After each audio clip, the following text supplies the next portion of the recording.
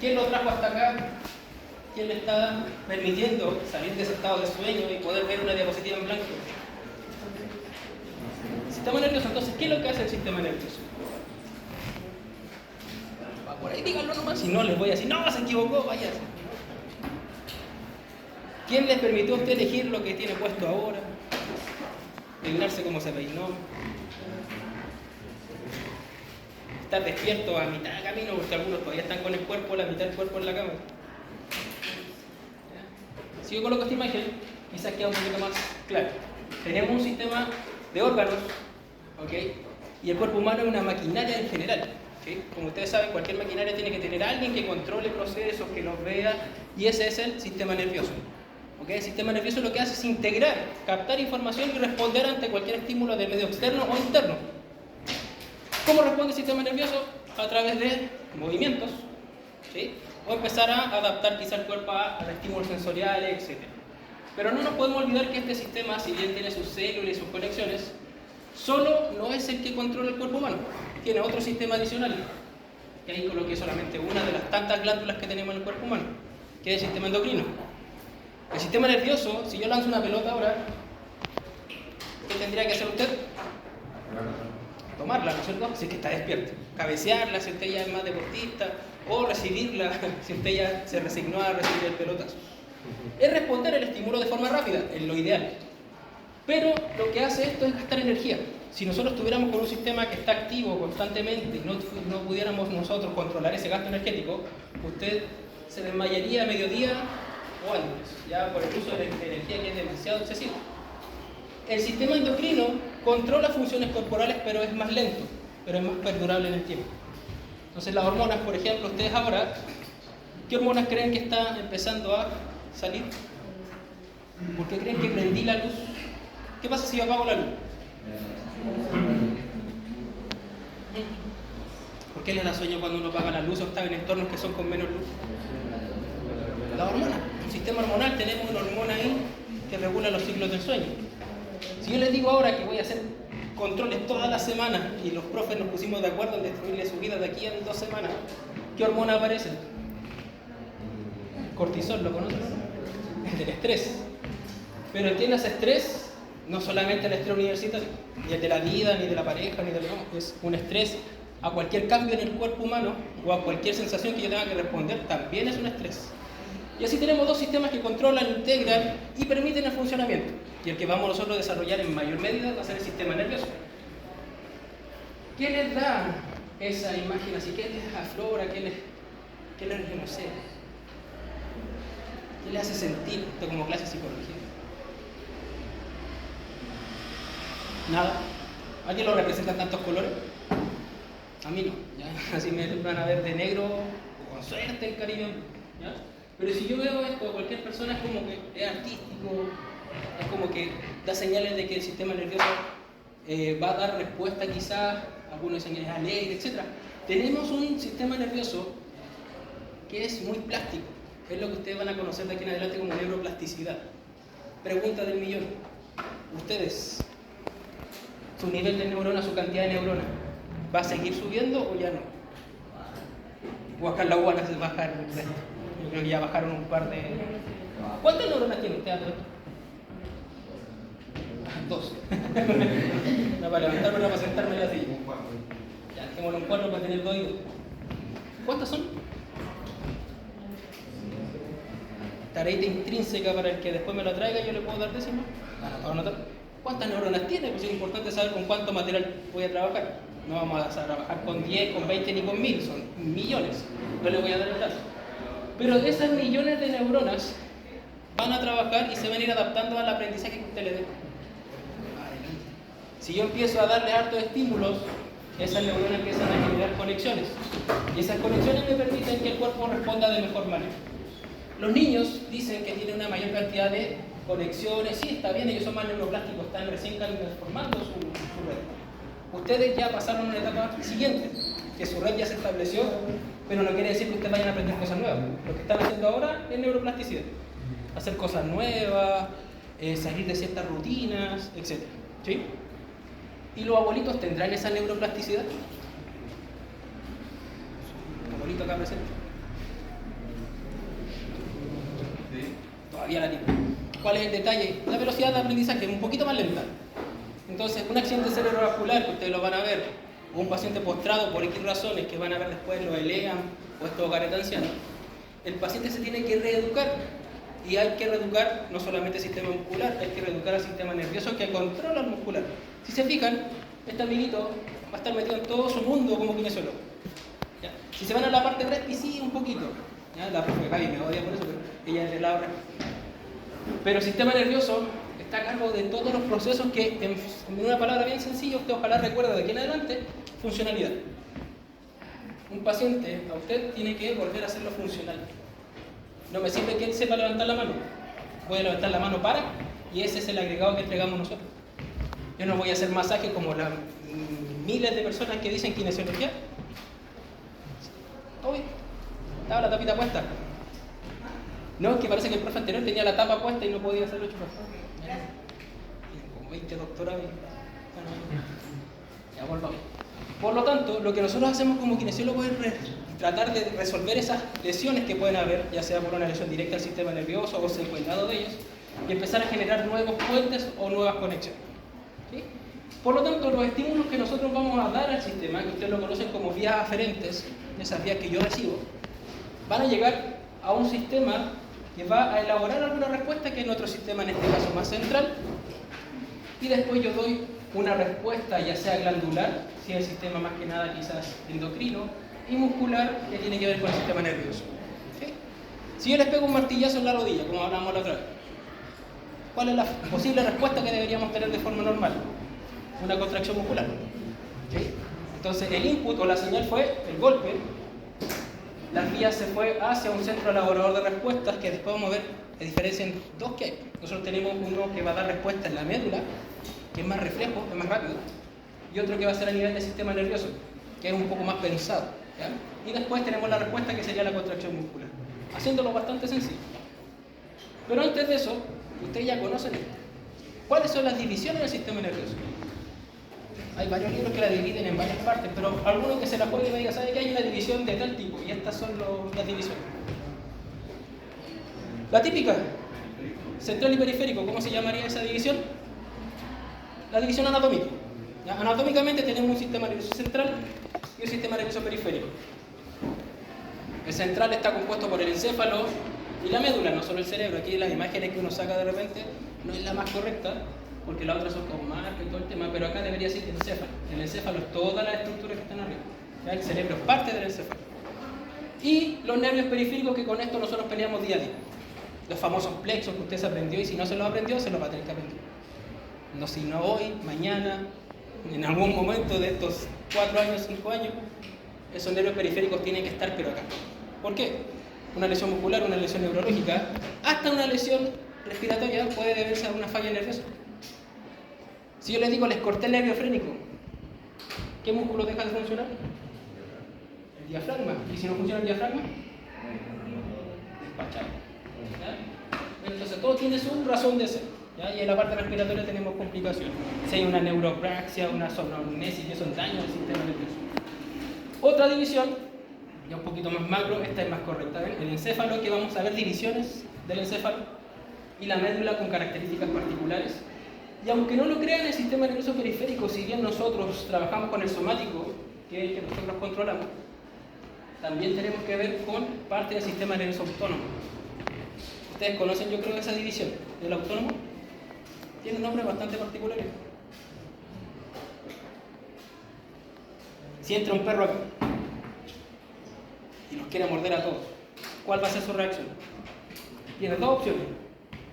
¿Cuáles son esas dos opciones? Arrancar del perro. ¿Y cuál es la otra? Echarle la foca al perro. ¿Ya? O enfrentar al perro. ¿Ya? Tenemos también otro ejemplo. Ustedes después de comer, no creo que ahora en esta edad todavía tienen cierta energía, pero ustedes van a ver que después de comer, ¿qué pasa? Les da el tutito, no sé por qué se ¿Qué sistema se activó ahí? También el autónomo. No es flojera, diga la mamá, no es complicaciones mías, es porque el sistema nervioso autónomo está trabajando. Cuando yo tengo que pelear o huir, aparece el sistema nervioso simpático, que es el que me permite reaccionar ante los estímulos que yo voy a reaccionar a, o peleo o huyo. Y la otra división del sistema nervioso autónomo es el sistema nervioso parasimpático, que es el que me permite reponer energía, que es el que se activa cuando usted come y después descansa. ¿Sí?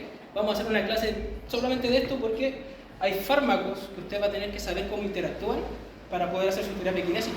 No saca nada como ver a una persona que está sedada porque la reacción del sistema nervioso no va a ser la misma. Ojo ahí. Algunos creen que nosotros movemos por mover. En teoría, esta es la división del sistema nervioso. Y estas se van a aprender. No, mentira. Vean ahí, son conexiones, es para lo que les gusta esto. Parte de acá, de las raíces, vean aquí, sustancia gris, blanca. Este es como un resumen, en general, y no es chiste, de la primera prueba. Para el que lo quiera ver. Vamos a tratar de revisar todo, pero siempre, obviamente, con su calma, con su qué, para que ustedes puedan tener ahí una función y lo puedan ver después en su casa HD. Así les voy a subir esto. Así. Si yo les pido dibujar una neurona, ahora, si es que tienen algún cuaderno a la mano, ¿me la podrían dibujar, por favor? Una neurona. Si alguien ya tiene talento y quiere pasar adelante, por favor, ¿quién me podría dibujar una neurona acá en la pizarra? Si nos voy a jugar el dibujo un poquito. Ahorita, ustedes que se paran a dibujar acá, no tengo problema. Un minutito para ver cómo usted se expresa a través del dibujo. No quiero que lo muestre después se lo muestra a su compañero. Miren, estas son mis neuronas. ¿Ya?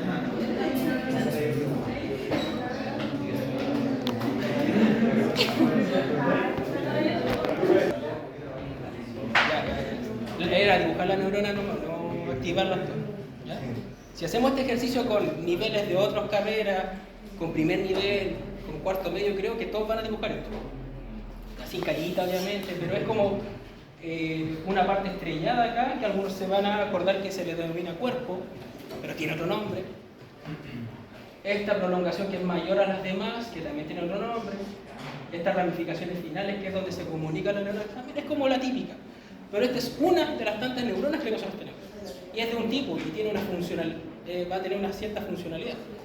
Pero tampoco hay que cerrarnos tanto y decir que el sistema nervioso es solamente la neurona. Porque si bien la neurona es por así decirlo, el elemento principal, por así decirlo, o la célula funcional del sistema nervioso, nosotros vamos a tener una red, con las mismas caritas también, de apoyo, que los que leyeron el libro van a saber que ustedes, o el capítulo que no era tan cortito, pero igual, no era tan denso, que tiene que ver con las glías, o las neuroglias, como se decía antes. ¿Sí? Mal llamadas células de apoyo, mal llamadas células secundarias, para mí son células complementarias. Si no existen estas de acá, esta amiguita no puede vivir. Y así es la complejidad del sistema nervioso. Todo lo que usted ve acá es un resumen de cómo los nervios emergen y forman una red en donde vamos a controlar a toda la musculatura del cuerpo. ¿Ustedes se acuerdan del sistema nervioso periférico? En la red más que nada del plexo cervical, braquial, torácico, lumbosacro, coxigio, por ahí, que cada uno de ellos va a tener una funcionalidad. ¿Ya? Este es un repaso para que ustedes puedan también darse cuenta que todo esto, sí o sí, usted lo va a tener que manejar de algún punto u otro. ¿Ya? Así que empiecen de a poquito. Es difícil aprendérselo, yo sé, en una clase, pero vayan haciéndolo de a poco. Vayan identificando los nervios que más quizás se van lesionando, y ahí uno va retrocediendo y va aprendiéndose las raíces y todo lo demás. Porque vamos a comenzar con algo bastante puntual que tiene que ver con estas células del tejido nervioso. ¿Ya? Lo anterior era como una intro en general, porque ahora la clase tiene que ver con esta diferencia que hay entre las glías y las neuronas. Insisto, las neuronas como células funcionales y las glías como células de apoyo del sistema nervioso. Todas ellas forman el tejido nervioso en conjunto. Pero antes de eso, estimados, ¿cuándo se empieza a formar el sistema nervioso? Vamos a entrar en polémica acá. Creo que del embrión. Ya, pero dame semanas, puede ser así. ¿O cuáles son las 3 capas germinativas que tiene el cuerpo humano? Un apoyo visual. ¿Se acuerdan de esas 3 nosotros? Ya sé que no estamos en microbiología, pero es bueno saber que hay ciertas particularidades en esta imagen que me permiten saber por qué el sistema nervioso es tan específico. ¿De cuál de las 3 se forma el sistema nervioso? O una mezcla de todas ellas. ¿Quién se las juega también ahí? ¿O alguien sabe de qué forma el ectodermo, qué forma el mesodermo, qué forma el endodermo? Es importante como empezar a diferenciar un poquito. Otra imagen para que les quede súper claro. Del ectodermo sale el sistema nervioso, por así decirlo, o se forma el sistema nervioso. Ya las otras dos tienen que ver con la estructura del sistema nervioso. Igual es importante que nosotros sepamos que el mesodermo es donde se va a formar el sistema locomotor en su mayoría, músculos, huesos, etc. Y todos los demás órganos vienen ya a nivel de endodermo, que es la parte más de plancton, más de células, quizás otros tipos de órganos con otras funciones. ¿Sí? Por lo tanto, si nosotros tenemos acá una sola capa germinativa de las tres que hay para el sistema nervioso, ya nos está diciendo que es bastante importante. ¿Sí? Después ya vienen los demás, como ya en conjunto o en una cantidad mayor de órganos. Por lo tanto, no se olviden que el ectodermo es la capa germinativa que va a dar origen al sistema nervioso. Pero la gran pregunta es, ¿a qué edad se forma el sistema nervioso? ¿En semanas, días, meses? ¿Quién se la juega? ¿Qué imagen viene? ¿Semana? Y ahí está la formación. ¿Semanas? ¿Cuántas semanas? Y ahí está el famoso debate del famoso aborto. No estamos en ética y moral, sino que estamos más que nada viendo de forma fisiológica cómo es el funcionamiento.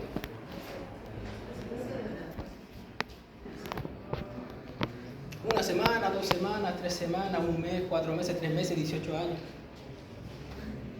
¿De 3 a 4 meses, no? Ya, de 3 a 4 ¿qué? ¿Meses? ¿Semanas? ¿Quién apoya ahí a su compañero? No, bueno, no, lo leí, pero no. Lo que quiero que observen es, vean cómo el ectodermo empieza a tener unas pequeñas placas, empieza a replegarse sobre sí mismo y va a formar un tubo. Vean, aquí está la capa, se forma y queda un espacio ahí que es lo que está en verde. Ese es el famoso tubo neural, que va a dar origen ya a la estructura del sistema nervioso más central. Eso empieza a formarse a la 3ª semana. Por lo tanto, podríamos decir que ya la 3ª semana, ya en este caso el embrión, ya tiene algo de sistema nervioso. Algo, ¿ya?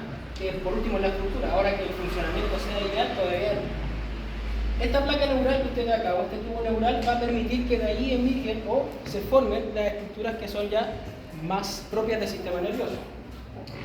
Estos surcos y sacos que van a ver acá van a dar origen a estructuras anatómicas como por ejemplo los surcos que existen en la médula, las divisiones anatómicas entre una estructura y otra, etc. Lo interesante de esto es que el tubo neural que se forma del ectodermo da origen al sistema nervioso a la 3ª semana, como para darle como un resumen. ¿Sí? Todo esto se empieza a ya complejizar de cierto modo. Vean acá como el tubo empieza a tener ya 3 vesículas, en donde va a estar el rombo, el mesel y el prócer.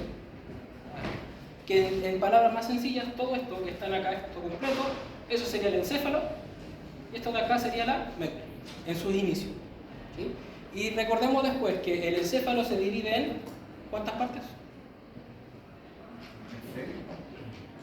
¿Ya? Pueden ser, algunos dicen 3, otros dicen 4. Pero todos estamos de acuerdo que hay una inferior que es la que se comunica con la médula, que es el romboencéfalo. Que ahí va a estar el cerebro, el bulbo raquídeo, lo vamos a ver, no tranquilo. Después está un cerebro medio que es el mesencéfalo, que es lo que está comunicando acá al medio. Y después arriba tenemos el prosencéfalo, que es el cerebro superior. Y ese después se subdivide en 2, por eso ahí se complican algunos. En el telencéfalo y en el diencéfalo. Todo eso, que lo vamos a ir viendo con calma, no se preocupen, se forma posterior a que ya tenemos estas vesículas producto del tubo neural. Y ven, esto, ¿qué sería toda esta estructura? Un embrión. Y si ustedes buscan embriones de todas las especies, son todos casi iguales. En la forma, en las primeras semanas se va a formar casi el mismo tubo. Se parecen mucho a un embrión humano, un embrión de algún otro animal, hasta los peces tienen una formación bastante similar. ¿Cuál es la diferencia con nosotros? Es que esto empieza ya a especificarse un poquito más su función. Se va a especializar. ¿Sí? Y lamentablemente nuestras neuronas y nuestras glías pasan a ser tejidos que tienen unas funciones específicas. Tenemos que... ¿Dudas hasta ahí? ¿Nada que no hayan visto o alguna cosa muy complicada? No, estamos como conversando casi. Y de ahí también empiezan a formarse redes neuronales. Recordamos que las neuronas y las glías son parte del tejido nervioso. Y vamos a comenzar con la neurona como parte de, ¿ya? La neurona va a tener una forma bastante particular hay en su cuerpo ya diferencias entre una y otra, pero en general vamos a encontrar el cuerpo, el axón y las famosas dendritas. Pero como ustedes ya eso los traen desde el colegio, les vamos a dar ya un plus a nivel ya universitario. El cuerpo se le conoce como pericarión o cuerpo, ya más que la de los. Y todas las proyecciones ya se conocen como teledendrón, ¿sí? Pero la proyección más larga que tiene, en este caso las neuronas, se le denomina axón, ¿ya? Para no tener tanta complejidad. Solamente por si leen algunos libros que son quizá un poquito más actuales, al soma cuerpo le dicen pericarión, por si acaso, que es lo mismo. ¿Sí? Estas proyecciones que tiene acá en el cuerpo y que tiene la parte final del axón le permiten comunicarse entre una neurona y otra. Pero esta, como tiene forma estrellada, yo fácilmente puedo decir, ¿saben qué es una neurona de tipo motora sensitiva o una interneurona? Es motora. ¿Ya? Ya les vamos dando el porqué. También vamos a ver la parte sensitiva, por qué son así, etc. Entonces, es una célula especializada que va a captar estímulos, los va a guiar y los va a conducir hacia el lugar que tenga que llevarlos. ¿Va a tener diferencias? Sí, quizás algunas van a presentar eso. ¿Qué es lo que es? Esas vainas. ¿Para qué le sirven estas estructuras que son lipídicas y todo lo que ya vieron quizás? ¿Cuál es su función? ¿Va qué? Ya, tenemos tejido aislante. ¿Y eso qué permite? Conducción excitatoria. ¿Ya? Y eso hace que el impulso sea más rápido. ¿Ya? ¿Todas nuestras neuronas tienen mielina? No. ¿Todas las neuronas que a nosotros como kinesiólogos les importan tienen mielina? En su mayoría. Por eso trabajamos con un sistema rápido. ¿Ya? Van a darse cuenta después, yo creo que se acuerdan de las neuronas tipo 1, tipo 2, ¿las tienen claro? Si no, tranquilo, también lo vamos a ir viendo de a poco. Pero el kinesiólogo no trabaja así, le hace cariño a la neurona y él te responde. Tenemos que ver también, porque los que llevan, o los tejidos que llevan dolor, no tienen mielina. Por eso el dolor es permanente y lento en el cuerpo. Son varias cosas que uno va descubriendo a medida que va entendiendo el cuerpo humano. Pero ¿qué hace la neurona? Recepciona, conduce, lleva. Recepciona, conduce, lleva. ¿Hace alguna otra cosa? No, porque es especializado. ¿Y cuál es el problema cuando alguien se especializa? Llévelo al mundo real y lo mandan a hacer otra cosa. ¿Lo puede hacer? No, esa es la complicación de la neurona. Hay otras células que pueden tener dobles funciones. Vamos a ver que acá las glías, algunas hacen de todo, pero la neurona que hace, capta estímulos, los llevo, la capto, los estímulos. ¿Me piden hacer otra cosa? Colgados. ¿Ya? Y eso es lo que complica el sistema nervioso.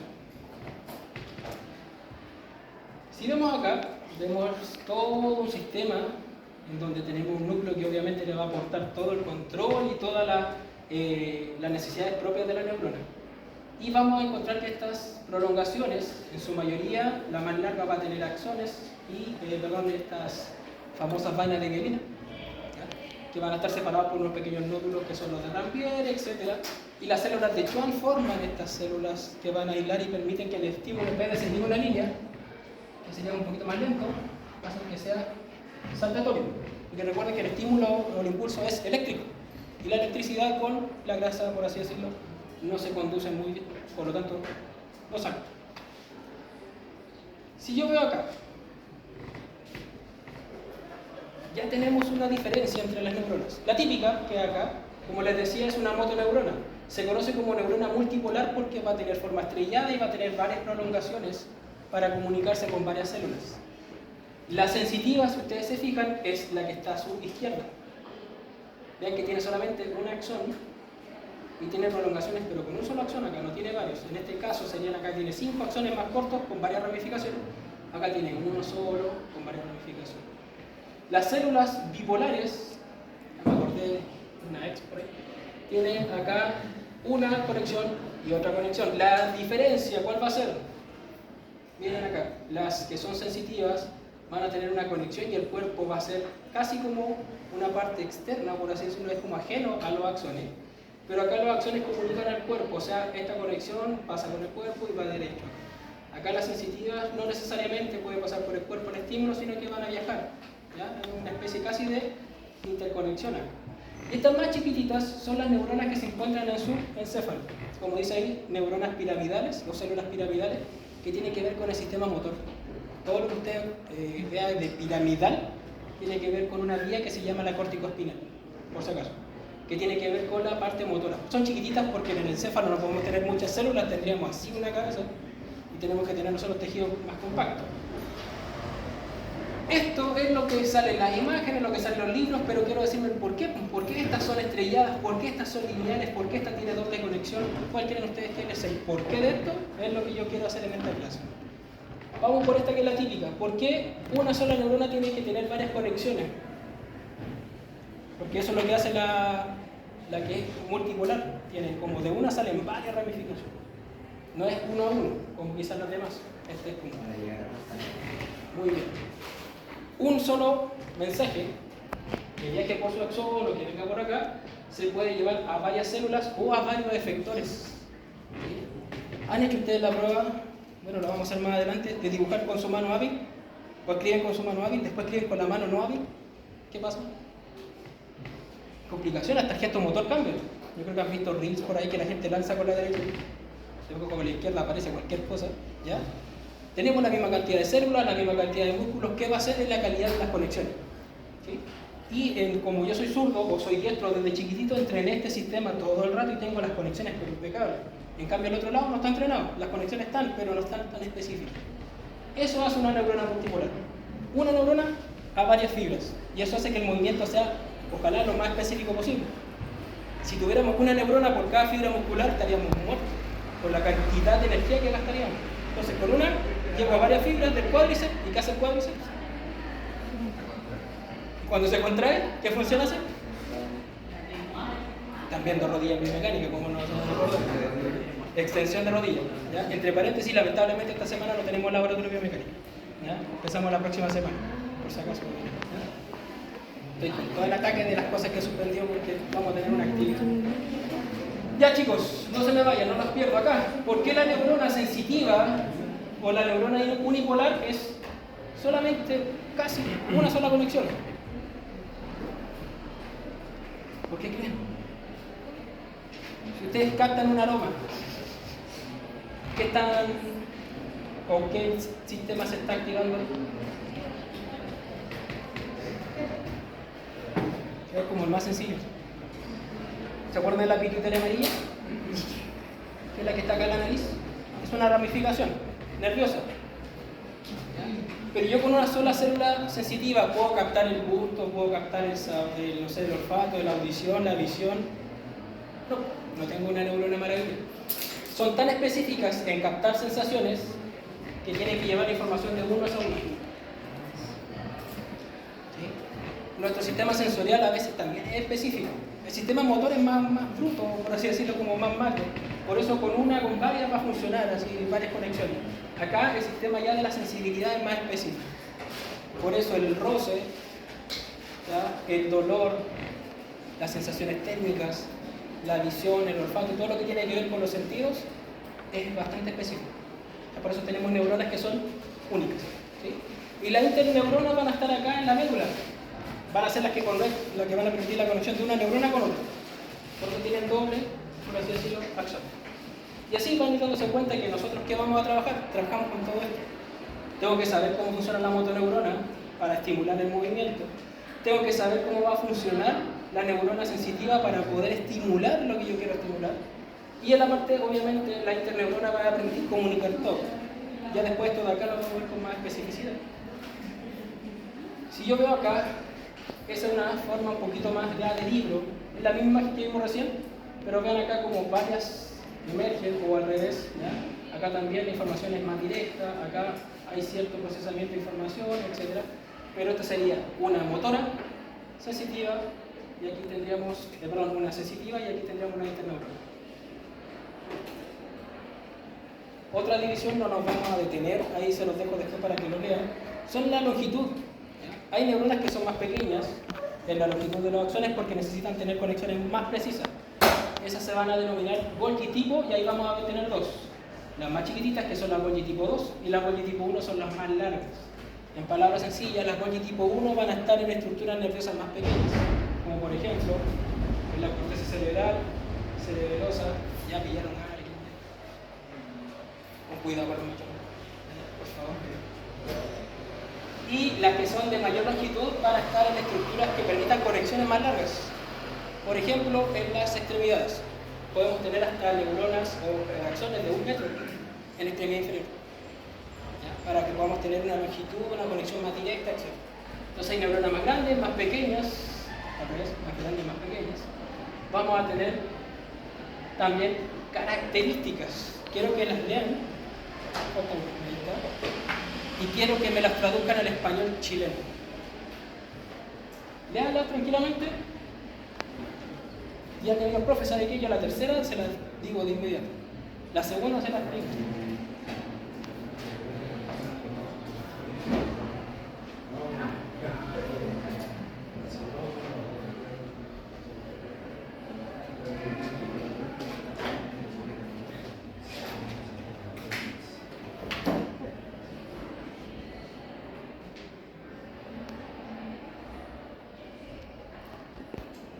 ¿Alguno? ¿Se motive, profe, sabe qué? Parece que una acción, por ejemplo, calor, genere un reflejo de moverse. El reflejo de huida. Algo caliente. Muy bien, podemos aplicarla acá. Que dependiendo de la sensación que estoy captando, va a tener una respuesta más motora dependiendo de la magnitud. Cuéntame. ¿Cuál? La 1. La primera. Si el puente entrada produce la cara grabada. Entiendo yo que la una neurona recibe un impulso localizado y la 2 te dice que ese impulso llega al umbral para generar un potencial de acción. Y de ahí vendría de la mano con la tercera. La actualización y permite liberar el neurotransmisor hacia otra neurona para pedir primero de la cual. Si se fijan, van todas interconectadas, no son componentes distintos. Muy bien. Tengo yo un input o una señal que está entrando, en este caso, por ejemplo, mi voz, ¿ya? Para que lo veamos como una señal aferente. Si mi voz no es lo suficientemente alta, obviamente el curso completo no me va a escuchar. Si hablo así, ¿quién me va a escuchar? Acá, pues, me están escuchando, allá al fondo. Suele pasar, ¿no? Entonces, si yo un tratamiento aplico una intensidad menor de lo que debería porque no manejo bien la técnica o porque no me acuerdo mucho, estoy nervioso, no puedo interactuar con el paciente, hacer la movilización, lo que sea, si hago muy poco, no tengo respuesta. Pero si hago demasiado, tampoco es bueno, ¿ya? La sobreestimulación es pésima también para el sistema nervioso. Pero lo que ustedes tienen que pensar es esto. Viene una señal, y unando los dos criterios, y voy a tener que dar una respuesta. Si esa señal vence el umbral, que muy bien hablaba su compañero, ¿alguien se acuerda de los milivolts de cada uno? Menos 70 está en reposo. Menos 50 está el umbral. Y después se dispara a 120, que sería ya el potencial de acción. Tranquilos, los que están ahí como que no me acuerdo. Yo, profe, yo recién estoy viendo que yo me llamo, no sé, Julio. Estoy recién metiéndome, lo vamos a ver en una clase de neurofisiología cortita, lo mismo. Pero es lo que estamos conversando. Si el estímulo no llega a un umbral, ese umbral no llega a despertar, por así decirlo, el potencial de acción y no hay respuesta. Por eso se llama la ley del todo o nada. El sistema nervioso no solamente trabaja con electricidad, sino que trabajamos con neurotransmisores. O sea, en palabras también más sencillas, las neuronas se comunican electroquímicamente. ¿Conocen algún neurotransmisor? La dopamina. La serotonina, Ya sí, algunos es neurotransmisor hormonal. la inhibidora de Golgi. Hay bastantes, pero el cuerpo humano casi siempre son dopaminérgicas o colinérgicas, que son las que van a trabajar de forma activante y las que van a inhibir también, porque algunos se van siempre a activar. Siempre hay otros neurotransmisores que van a bajar la señal y otros que van a subir la señal. Y todo tiene que ver en cómo el sistema nervioso es capaz de captar esa información y de poder dar una respuesta. ¿Sí? Por lo tanto, la neurona es la que se encarga de eso, de poder tomar ese estímulo, de poder enviarlo a algún lugar y de poder recepcionar también quizá una posible respuesta y tener todo el sistema trabajando. Pero la neurona sin estas amiguitas que están acá no va a poder funcionar. Podemos ver que son células no excitables y esa es la gran diferencia. ¿Cuándo algo es excitable? No se me vaya por otro lado. Cuando responde a estímulos. Entonces estas amiguitas lamentablemente no tienen esa capacidad que sí tiene la neurona. Por eso la separan y ahí las dejan acá al lado. Pero vean, es mucho más su cantidad en el tejido nervioso. Y si sacamos un volumen es casi la mitad del peso total del sistema nervioso central. ¿Algunos se acuerdan de alguna de las guías que está acá y su función? Por ejemplo, esa que está ahí. ¿Cuál? ¿Alguna de las de acá? Esa de acá. Miren, esta le está dando el medio torpedo, pero no está el nombre. Esta de acá no están haciendo nada y tienen nombres. Están hermosamente seleccionadas las imágenes. Ya, vamos a encontrarnos o nos vamos a concentrar en las células gliales, que son el astrocito, el oligodendrocito, la microglia y la célula ependimaria. Las células de Schwann las vamos a dejar un poquito más de lado. ¿Okay? Comenzamos por el astrocito. Su forma es bastante particular. Va a tener un axón, va a tener un cuerpo y múltiples axones, ya que le da una forma como estrellada, pero estas axones son de gran prolongación o van a permitir la comunicación entre la neurona y el resto de los tejidos. ¿Ya? Si se fijan acá, estas son las funciones. ¿Cuál es el que le llama más la atención a ustedes? ¿Cuál de todas esas funciones que después las pueden leer con calma? Pero si el astrocito no funcionara, la neurona ya está ya.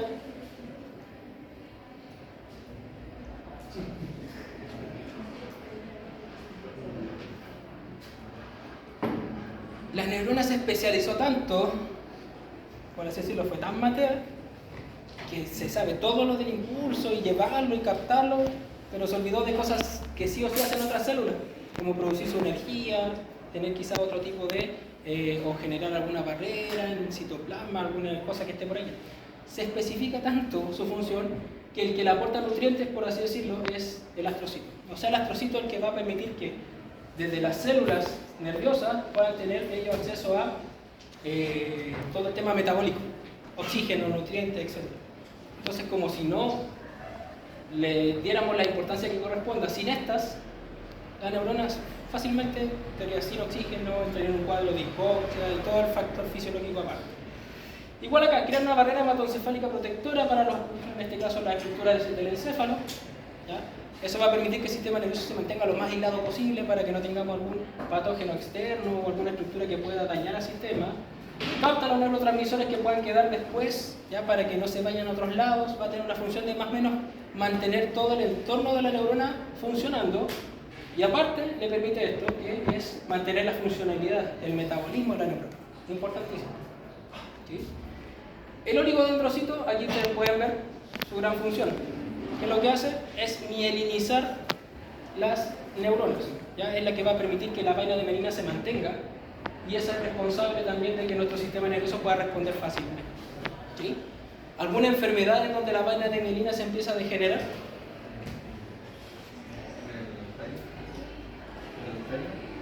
Ya, ahí la sustancia negra se empieza a dañar, que es una sustancia un poquito más. El Parkinson tiene que ver con un poquito más arriba con las estructuras de los ganglios basales. Hay una que lamentablemente se ha hecho popular en los últimos años.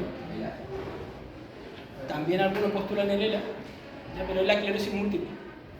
Patología que vamos a ver también, que empieza la persona a perder y todas estas vainas de mielina se empiezan a cicatrizar y se empiezan a rigidizar, lo que hace que la neurona se vuelva menos funcional. Microglia, miren esta chiquitita que está acá. ¿Qué está haciendo aquí? Ahí están normales, están jugando. Acá hay algunas basuritas por acá. ¿Y qué es lo que hace? Ya, me gustó el foco. Fagocitan. Ustedes saben que las células fagocitan. Entonces lo que hacen es mantener también todo el entorno de la neurona, ojalá en óptimas condiciones, pero la gran función de la microglia es fagocitar algún elemento que tenga en forma, no sé, por ejemplo acá hablan de signos de inflamación, aquí la microglia empieza a fagocitar alguno que otro elemento que esté en el tejido para evitar que tengamos daño. Por lo tanto, como ven, son las más pequeñas y van a tener una función fagocítica, ¿ya? Para mantener ojalá el entorno lo más, por así decirlo, limpio posible. Pero aquí va de la mano con lo que decían. Hay una enfermedad en donde el cuerpo se ataca a sí mismo y el sistema nervioso empieza a perder esta sustancia negra y empiezan a tener complicaciones en la memoria, ¿Cuál me ha dicho usted? El Alzheimer. ¿Alguien sabe por qué el Alzheimer se reduce? Porque la mitocondria no genera energía. Ya, puede ser una función. Postulen eso, tienen razón. ¿Alguien más? ¿Alguien de acá ustedes dice, no, yo voy a tener Alzheimer con este? Por los genes, el núcleo. Ya puede ser hereditario, podría ser. Hay unas que dicen que podría ser o no. ¿Por qué hablo de ese tema? Yo creo que todos conocen el Alzheimer, que es la enfermedad que les da habitualmente en personas mayores, que empiezan a perder funcionalidad y a nivel cognitivo empiezan a tener hartas complicaciones. Es la típica, no sé, proyección de un abuelito que ven que olvida los nombres, no sabe dónde está, ya. Están postulando también en que las microglias, debido a un factor puntual, en algún momento empiezan a fagocitar más de lo que deberían. Se descontrolan y empiezan a dañar el tejido nervioso. Y ahí están dándole la manito así a lo que puede ser el origen del Alzheimer. Aquí hay personas que después van a darse cuenta que hay marcadores cerebrales, pero todos tenemos los mismos marcadores, como bastante particular el tema del sistema nervioso. Pero para que lo asocien, la microglia fagocita, pero si fagocita mucho, podría dañar el sistema, y eso es lo que postulan en la parte de su función. Y las células ependimarias, que son estas que están acá, formando este tejido epitelial uno al lado de la otra. ¿Qué función tenían estas células? Que es la más sencillita, entre comillas, estoy haciendo súper rápido esto, pero secretaban el líquido, ¿cuál es la otra? Céfalo raquídeo. ¿Para qué funciona su líquido céfalo raquídeo? Aparte de venderlo por internet, como el de la rodilla que estuvo popular un tiempo.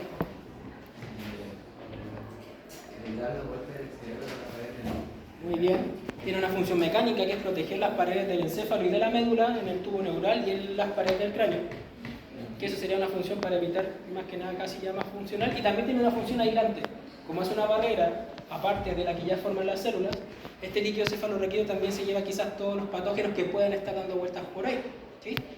Este líquido se va reabsorbiendo y se va generando constantemente gracias a las células ependimarias. ¿Sí? Es como el ejemplo que yo creo que el profe Hugo siempre lo da, del tarrito del durazno. Si no hay líquido, yo lo golpeo y el pobre durazno y si le echo el almíbar, lo muevo, el durazno se mantiene en más forma, ojalá en las mejores condiciones, y algo así funcionaría en el sistema nervioso, no pensando que nuestro cerebro es un durazno, ya es un poquitín más grande. Y ahí vamos a entrar a pelear ahora en la segunda parte de nuestra clase. Para poder complementar todo esto, mire qué hermoso acá, un tatuaje, se lo recomiendo. ¿Ya? O imprimirlo y ponerlo en su pieza para motivarse. ¿Ya? Sacar ahí los pósters que tengan de Amar Azul y todo eso. Yo tengo uno, así que eso es para empezar a motivarse. Y aquí están más que nada casi las funciones, tratando de relacionarlas con la fagocitación, el metabolismo, la mielinización, y este quizás está más fuera de contexto, pero es la creación de este líquido que protege todo el tejido nervioso. ¿Sí? Nuevamente, el capítulo es el mismo, el desarrollo del sistema nervioso. ¿Ya? Pero ¿qué quiero que hagan adicionalmente? Hagan un mapa mental, que hay hasta unas guías que hacen mapas mentales, pero por último háganlo ahí ya tecleando, yo quedo feliz. Respecto a las características de la neurona, características, no las partes. Sirve para esto, la forma, todo lo que alcanzamos a ver lo pueden hacer en un mapa mental. No me gustan mucho los mapas conceptuales porque es como muy lineales. A no ser que ese mapa conceptual le pongan algún dibujito. Pero yo soy más visible, más visual en ese aspecto. Pero al que le complica mucho el mental, ya puede ser un mapa conceptual, pero todo esto hecho a mano. No confío en las redes. Una vez leí que, o sea, había un TikTok que un niño como que tomó una leche de marihuana, o sea, afecta al Alzheimer. Por ejemplo, él tuvo como en psicosis 3 días porque se fue como pálida así mal. Pero dijo que como que al momento de empezar a sentirse bien, sintió que perdió harta parte de la memoria, como que no se acordaba de nada. Y sentía que ya no tenía la misma información ya como antes. ¿Te mezclar leche y marihuana? ¿O la vaca estaba echada a perder ahí? Es que eso también, bueno, lo vamos a ver más adelante en las patologías, pero el tetrahidrocannabinol que ocupan, que se saca de la cannabis, ese es el componente que están descubriendo que quizás tenga, digo quizás, no estoy incentivando al consumo ya, para que se vean, no, yo no. Es más que nada el componente que supuestamente va a tener un estímulo al sistema nervioso. Se ocupa mucho en niños con autismo, se ocupa mucho también en otras patologías, pero es ese componente, no todo lo que pueda estar alrededor. Entonces a lo mejor puede ser una mala calidad de algunos de los elementos que forman eso, o quizá la reacción es distinta.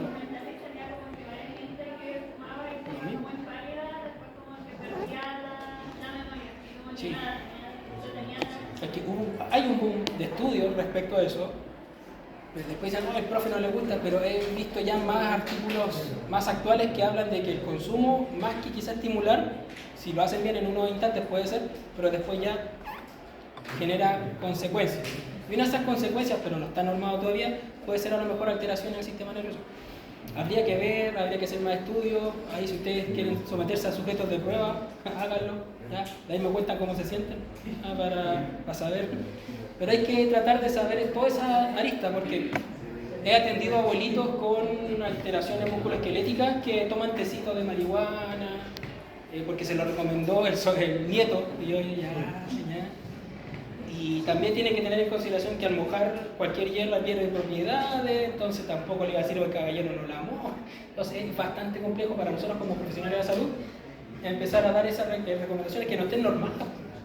Pero sí, he visto hartos estudios y de que van para allá, y en la U también han hecho, en la carrera hemos hecho varios, la profe Gaby, respecto a la capacidad pulmonar con el consumo y sin el consumo. Si quieren saber ahí busquen después cuáles son los resultados porque se van a sorprender. ¿Ya? Lo único que les digo es que no, por favor, aléjense. ¿Ya? Esa plantita con muchas puntas no es muy buena para el físico, quizás recreativamente, no sé, pero a largo plazo parece que genera alteración. ¿Okay? Y la neurolia, chicos, es saber más que nada cuál es la neurolia y su función para que la vayan asociando. Al hacer esto, ya van a estar estudiando para la primera prueba, ya que hay preguntas generales de eso. ¿Okay? ¿Dudas? ¿Consultas? ¿Nada? Ya, vamos a alcanzar a ver una parte porque quiero que empiecen a trabajar en equipo. Vayan viendo a su compañero, haciendo el ojito al compañero que le cae bien.